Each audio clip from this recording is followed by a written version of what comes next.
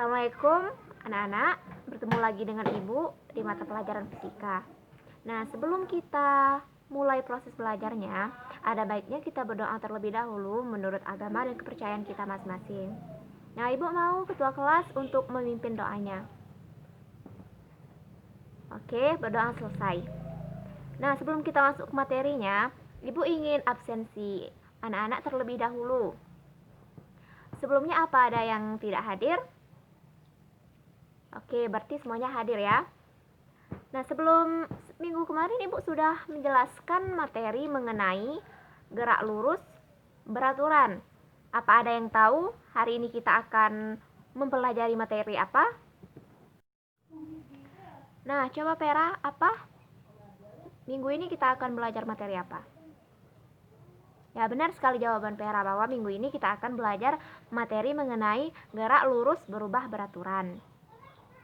Oke, sebelum kita mulai, Ibu akan menjelaskan atau memberitahu kalian terlebih dahulu tujuan dari proses belajar kita hari ini. Dari proses belajar kita hari ini diharapkan siswa dapat membedakan antara GLB atau gerak lurus beraturan dan GLBB, gerak lurus berubah beraturan.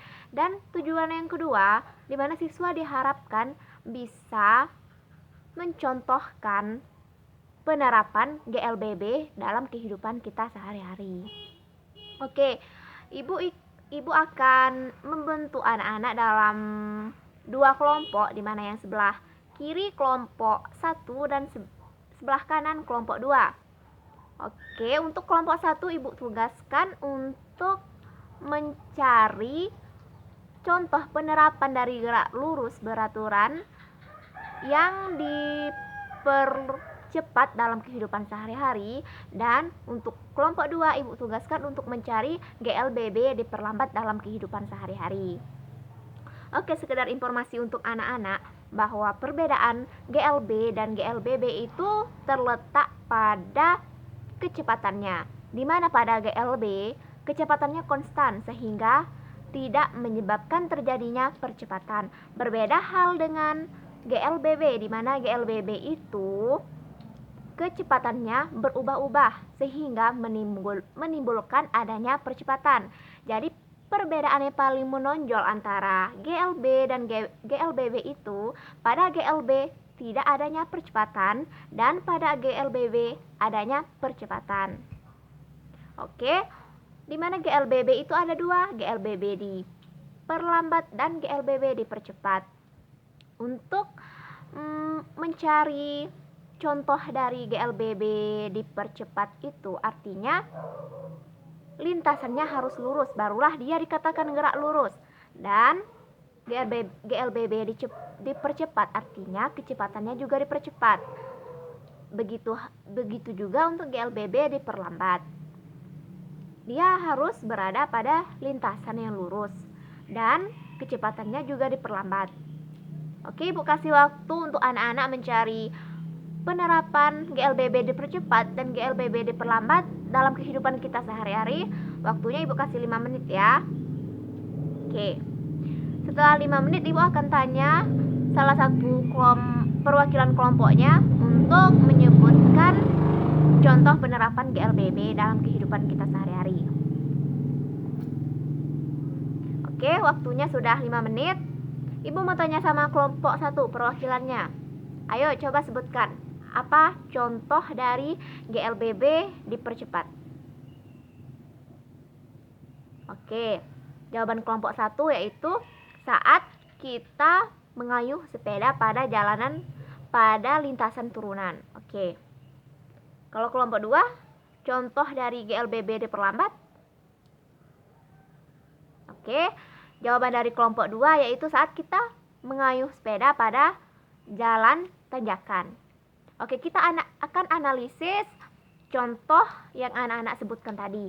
Yang pertama untuk kelompok 1, yaitu contohnya saat kita mengendarai sepeda pada jalan turunan. Kita harus lihat lintasannya terlebih dahulu. Apakah lintasannya lurus? Oke, benar, lintasannya lurus. Berarti bisa dikatakan dia adalah gerak lurus.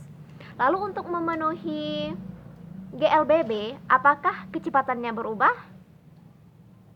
Ya, kita juga bisa lihat pada saat kita mengendarai sepeda pada jalanan turunan, bahwa semakin ke bawah maka kecepatan sepeda kita juga akan semakin bertambah. Artinya kecepatannya berubah-ubah dan nanti terjadinya percepatan. Jadi untuk saat kita mengendarai sepeda pada lintasan yang lurus dan pada jalan yang turunan, artinya itu bisa kita sebutkan sebagai contoh penerapan dari GLBB dipercepat dalam kehidupan kita sehari-hari. Lalu kita akan analisa lagi untuk contoh dari kelompok 2, yaitu GLBB diperlambat.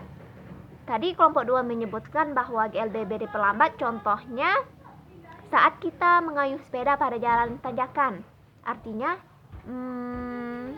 sama seperti tadi, bahwa lintasannya juga lurus, lalu kecepatannya juga berubah-ubah, di mana semakin kita mengendarai sepeda semakin ke atas, maka kecepatan sepedanya juga akan semakin melambat. Artinya adanya perubahan kecepatan pada lintasan yang lurus dan terjadinya percepatan.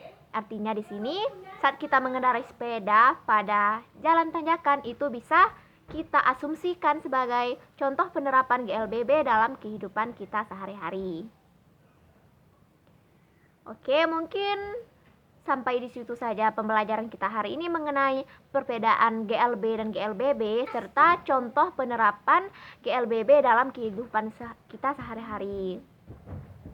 Nah, Ibu mau minggu depan anak-anak sebelum belajar harus membaca buku terlebih dahulu agar saat kita belajar anak-anak sudah mengerti dan mudah untuk memahami materi yang Ibu berikan. Kita tutup hari ini dengan alhamdulillah dan kita tutup juga dengan doa. Ibu tutup. Wassalamualaikum warahmatullahi wabarakatuh.